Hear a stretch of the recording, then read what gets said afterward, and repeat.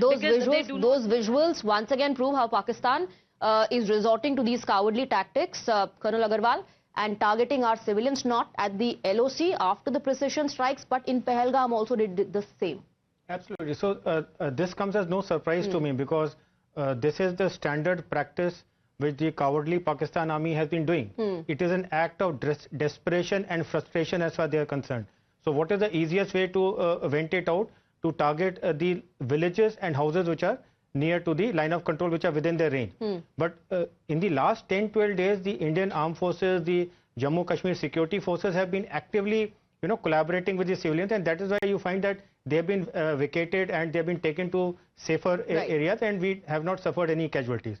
Coming to the Kashmir question, which we were discussing just before this report came in, you saw what Foreign Secretary was saying, that this act of Pahalgam was to sabotage the peace and prosperity that was coming into Kashmir. And I wrote about it the day after Pahalgam happened, that in last 2 years, lakhs and lakhs of tourists had come to Kashmir.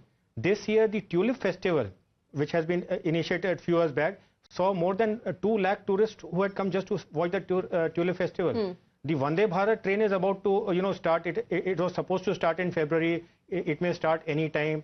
You have, higher education institutes coming up. You have Bollywood returning to Kashmir. Yes. So everything was happening in Kashmir. The development and the true integration is something they couldn't digest.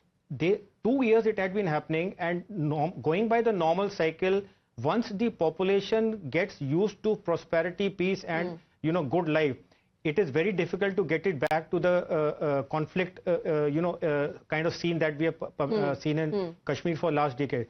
So it was very clear to me, at least, that had Pakistan not done anything in Kashmir this year, then Kashmir would have slipped out from their narrative forever. And for the state of Pakistan and the Pakistan Army and the ISI, Kashmir is their existential, ideology, and they could not have done it. Well, the only issue that they always resort to when they have to give answers to their people, isn't it? Absolutely. About the internal crisis, about their failing economy. You divert just shift the focus to Kashmir and shift the focus to these cowardly tactics. I want to bring in Brigadier Gupta here. It's extremely important that we are discussing this, but the ugly truth or the reality also lies in the overground worker networks that are operating. And when they are picked up for investigation, yes, a lot of politics happens. We will not get into the politics that is happening. But the overground worker network, and we spoke to one of the former overground workers who says that they take directions and instructions from Pakistan and all kinds of help, from providing food and shelter to helping them go from one place to another, transport. Everything is taken care of. The logistical support comes in from the network. Swati, it's well known that terrorism cannot survive without local support. They say terrorism without local support is like fish out of water. So local support has to be there, and the OGWs are the face of the local support. And they are more dangerous than the terrorists because they are sleeper cells. They are not very active, but they can cause a lot of damage. This terror ecosystem in Kashmir has become so bad, and it's so deeply entrenched, that if we want to finish terrorism from Jammu and Kashmir, we'll have to finish the terror ecosystem. OGWs, they need to be taken care of. No politics should be done as far as OGWs are concerned recently, because any action of the security forces being politicized by certain sections of the politicians in Kashmir. What happens? Pakistan takes advantage of that. Pakistan then shows to the world that Indian armed forces are carrying out, they are troubling the locals. Yes. They are carrying out indiscriminate firing, they're shooting down their houses and all, which is in fact not correct. These are OGWs who are as much part of terrorism as the terrorists are, and action needs to be taken against them. Because if we say OGW, he is helping the terrorists. Whether he is his father, mother or not, it's irrelated. As long as they are supporting terrorism, they need to suffer and they need to pay the price for that. Now, one thing I'd like to tell you, Pakistan has chosen a very, very bad response. They have once again chosen to target the civilians. They have to suffer, they have to pay a very heavy price for that.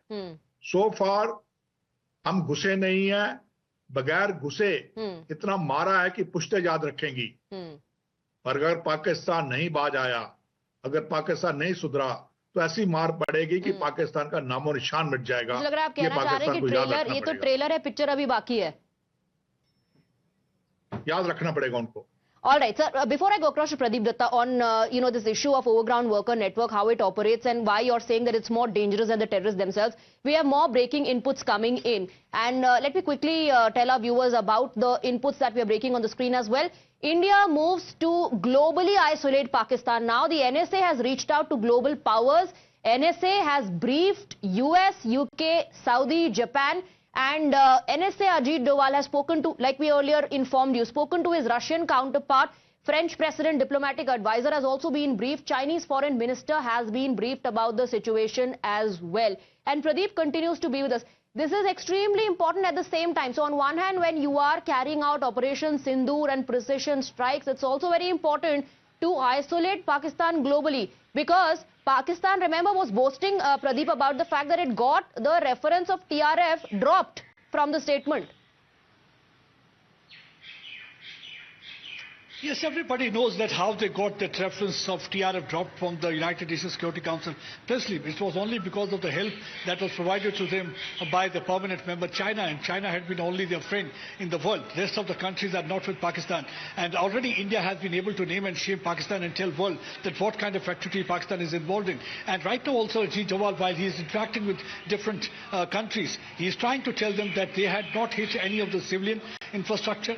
They wanted to avoid all sorts of collateral damage. They never wanted to climb that ladder of escalation, and they have not targeted military installations also. They wanted to go after the target, and their target and Lakshya was terrorists, because they wanted to go after them, because they are the one who had been spilling blood of innocent people with the help of Pakistan's inter-service intelligence and Pakistan Army support. So that's why they wanted to decimate and demolish them. See, on one hand, there is a Pakistan strategy. You look at the approach of two countries. Pakistan believes in death, destruction and devastation. On the other hand, if you look at the approach of India, it's about demolition, decimation and dominance. So by demolishing and decimating their headquarters and den, India is showing its dominance in this region, that no matter what actually the activities will get involved in, but we are not going to leave you. That's what Prime Minister said. Mitti mein mila dunga. Home Minister said chun chun ke marunga, and Defence Minister said jo aapne sahi socha hai wo wahi hoke rahega. And that is the message that has already been conveyed. And we have seen the words have been translated into action, and already we have seen that how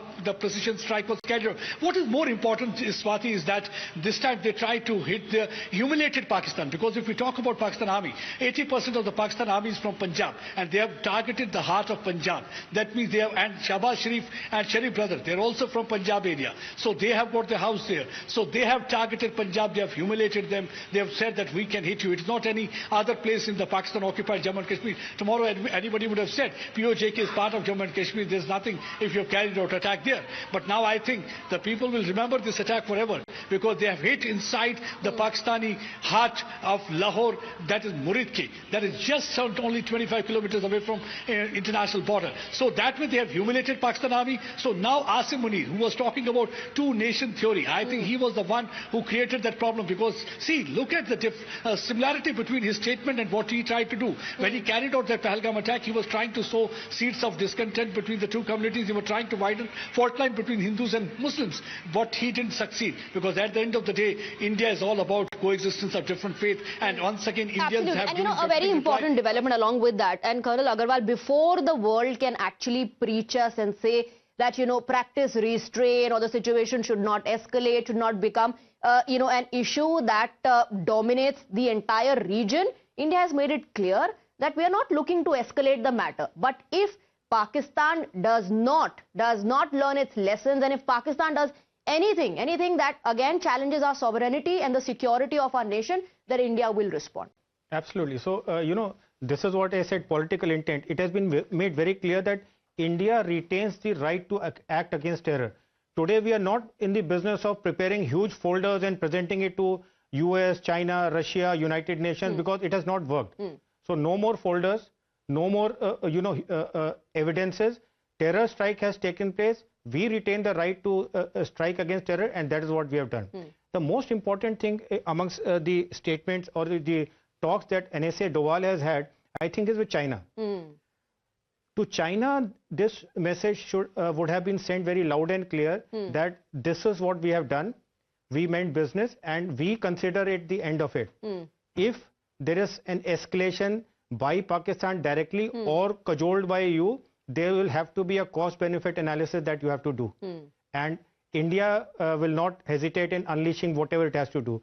So China factor is an important factor, and NSA Doval speaking to the Chinese foreign minister, sends out a very clear and strong signal for China to stay restrained and not get involved in, coaxing or coming into the trap of Pakistan. And because Pakistan will go running to China. Absolutely. So that's why I said amongst all the nations, NSA Doval speaking to China is a very significant thing. And I also think, Brigadier Gupta, now that this has begun and, the intent is very clear that not just the terrorists, but their backers, their perpetrators and sympathizers will also not be spared, is to perhaps, now carry out the operation wiping all these elements. We were just speaking about the overground worker network, and you added your own, way that you see this issue, your analysis. Is it the right time, in fact, is my question, right time to ensure that we also eliminate these elements, the overground worker network completely? Is that even possible? Absolutely. The overground worker network inside Kashmir, inside Jammu and Kashmir, inside India and across the borders. The backers, what the Prime Minister referred to as backers. The backers across the border need to be taught a lesson and eliminated. The process has begun. The very fact that Muridika and Bahawalpur have been targeted, it's an indication of India's intent. India's intent is very clear that wherever you are, wherever you're hiding, we'll take you on. You cannot escape us. So that is what the message has gone loud and clear. And you will see that these things will now continue. It's not going to end here. Inside J&K, the operations are already started against the OGWs, and across the border, it will continue. Absolutely. That is going to continue. Our coverage is also going to continue. Brigadier Gupta, Colonel Agarwal, Pradeep Datta will stay with us.